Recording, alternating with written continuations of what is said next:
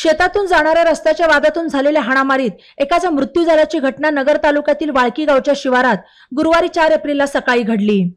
मोहन खिराजी दांगडे वय 65 राहणार हंगदरा मळा वाळकी तालुका नगर असे मयताचे नाव आहे।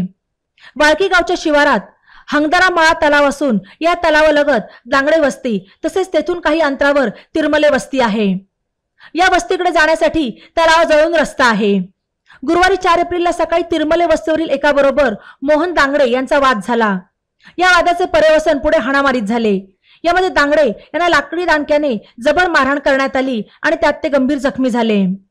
त्यांच्या नातेवाईकांनी त्यांना उपचारासाठी नगरच्या जिल्हा शासकीय रुग्णालयात दाखल केले, मात्र उपचारापूर्वी डॉक्टरांनी त्यांना मयत घोषित केले।